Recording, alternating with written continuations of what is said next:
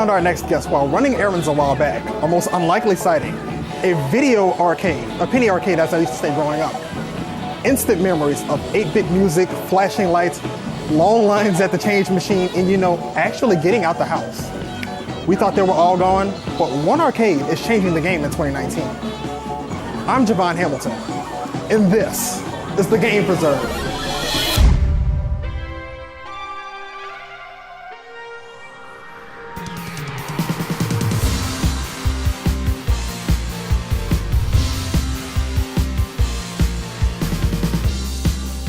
My name's Rusty Key, and I'm one of the co-owners of the Game Preserve LLC.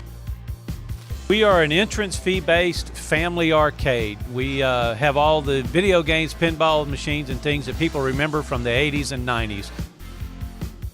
A little over 6 years ago, I was just actually thinking about how my games had taken over the living room and the kitchen, and they were just everywhere.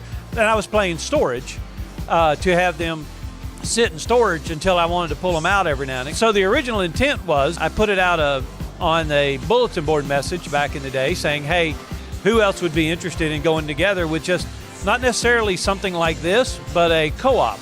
Myself and two other guys decided to join up and sign our name on the lease. Another gentleman joined us, and so there was 4 of us that created it, and we've been doing it ever since. The Game Preserve has had several locations in the past, with this one being their largest. 6,500 square feet of the best games ever created, some dating as far back as 1960, with some more recent releases mixed in. We're located in the Woodwinds Shopping Center here off Sawdust Drive, and it has just been great ever since. All of the machines are true vintage classics, running on parts and software the same age as me. Keyword, vintage, including any replacement hardware. If you're playing a Galaga machine, it is running the original Galaga board hardware from 1983, 84, whenever it made. The Pac-Man, the Centipede, all the games in here we do, they're all that way. The pinball machines mostly are the same way.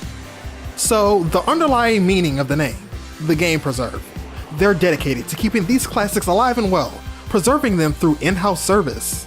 We have a workshop in the back. I have 2 full-time technicians, and we spend on parts, we spend probably $1,000 a month just on parts, keeping these things running like they are. Walking into the Game Preserve, I got all of the best flashbacks as a child growing up in the 90s. All of my favorite games that I thought I would never see again. And I'm not even a gamer. It begs you to wonder just how many they've managed to fit into this large space.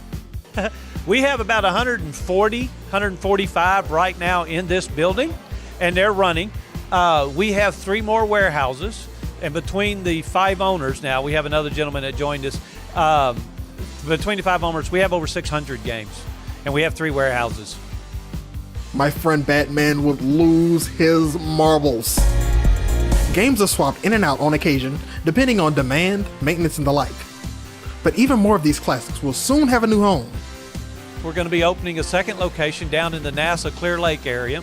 We're going to take a large chunk of games out of here, bring them down south, and then replenish the games here with newer games, and then bring them in here so that people, and we will constantly change them out. The Game Preserve is always looking for more games to add to the collection, both working and non-working.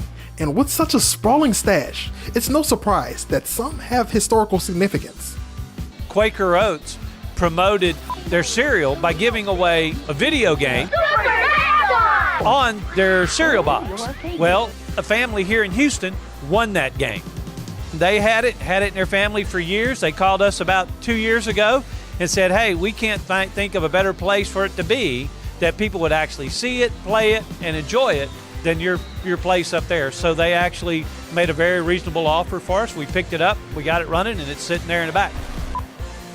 Their business model is like that of a gym, offering day passes as well as their wildly popular monthly memberships. They also have a dining area where you can bring your own food and drinks. The Game Preserve is an interesting experience for younger guests, typically glued to their phones because classic arcade games actually move. Not only that, but they require skill, coordination, imagination. They see some of these games on their phones and things and they play, or they'll try to play the pinball machine on their phone or on their console games, and then they come in here and they're playing a real one. And the ball bounces up, hits the glass, they jump, and then it kind of sinks in that this is reality. This is real gravity, real physics making a difference on how the game plays. There's nothing like old school platform games. I've never been interested in games where the characters physically look like me. Especially if you've got it on a big screen, a 50-inch screen and it's got high-res graphics, and the screen, it swivels so much. I actually get motion sick, so I have trouble with some of those.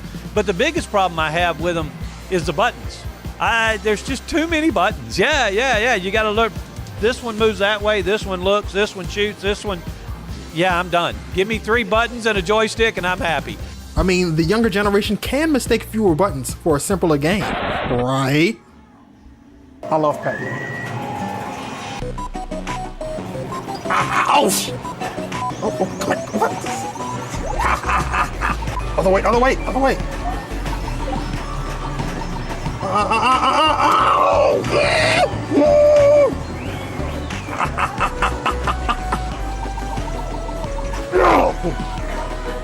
Still got it. The Game Preserve has a party room for events, and they even offer group rates for 10 people or more, as well as family packages, as family is a driving force for this business. That's our target. That's who we want to serve. And if you want the most up-to-date information, you should go out and look us up on Facebook, and you can find us at the Game Preserve on Facebook. We also have a website called GamePreserveHouston.com, so we're pretty easy to find.